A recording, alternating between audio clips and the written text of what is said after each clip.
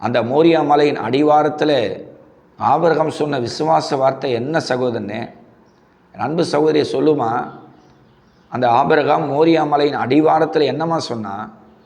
அப்படியே அந்த மலையை நோக்கி பார்க்குறான். அந்த மலையை நோக்கி பார்த்து, யெகோவாயீரே, நீர் என் தேவைகளை சந்திப்பீங்க. பார்த்தீங்களா விசுவாசம்? அதுதான் விசுவாசம். ஒரு காரியத்தை பெற்றுக்கொள்வதற்கு முன்னாடியே ஆபிரகாமுக்குள்ள ஒரு பரிபூர்ணமான விசுவாசம் இருக்குது. கர்த்தர் நமக்கு நஷ்டத்தை தரமாட்டார், நம்ம பிள்ளைய அந்த மோரியா மலையில் நம்ம இழந்து போக மாட்டோம், ஆண்டவர் நம்மளோடு இருக்கிறாரு, அவர் தானே போக சொன்னார், அவர் தானே மோரியா மலையை குறித்தார், இப்போ நம்ம வந்துட்டோம், இப்போது நம்ம பிள்ளையை கூட்டுக்கணும், அந்த மலை மேலே ஏறி போகலாம், பலிபீடம் கட்டலாம், கட்டைகளை அடுக்கலாம், மகனை மேலே படுக்க வைக்கலாம், கத்தி ஓங்கி வெட்டலாம். மேலேருந்து அவர் பார்த்துன்னு தானே இருக்கிறாரு, அவரே கிரியை செய்யட்டுன்னு சொல்லி அப்படி ஆண்டோடைய சித்தத்துக்கு பரிபூர்ணமாக ஆபிரகாம் போடுகிறார்.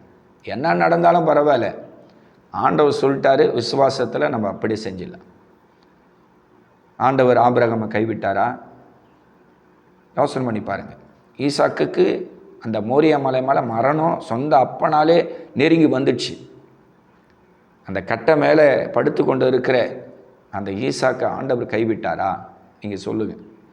ஒருவேளை கடங்காரன் கத்தி எடுத்து உங்கள் கழுத்தையே வெட்டுற அளவுக்கு நோக்கி இருந்தால் கூட வானத்திலேருந்து ஒரு சத்தம் எப்படி ஈசாக்கு கேட்கப்பட்டதோ, உங்கள் பிராணனை காப்பாற்ற என் பிள்ளை மேலே உன் கையை போடாதன்னு சொல்லி அந்த கடங்காரனை இன்னைக்கு ஆண்டவர் அந்த மோரியா மலையில் இறங்கின அந்த தேவன், அந்த மகிமையின் தேவன் இன்றைக்கு ஈசாக்குடைய பிராணனை பாதுகாத்து ஆபிரகாமுடைய விசுவாசத்தை கனப்படுத்தி அந்த மோரியா மலையில் ஒரு புதரில் சிக்கி கொண்டிருந்த கெடாரியை எடுத்து தகப்பனும் பிள்ளையும் சேர்ந்து, அதாவது ஆபிரகாமும் ஈசாக்கும் சேர்ந்து அந்த பலிபீடத்து மேலே ஒரு கடாவை பலியிட்டுட்டு ஜெயத்தோடு கீழே இறங்கி வந்து தங்களுடைய சொந்த ஊராகிய அந்த தேசத்துக்கு போன அந்த ஆபிரகாமின் தேவனும் ஈசாக்கின் தேவனும் இன்றைக்கு உங்கள் பிராணனையும் உங்கள் அவமானத்தையும் ஆண்டவர் மாற்றி பத்திரப்படுத்தி உங்களை ஆண்டவர் வாழ வைப்பார்.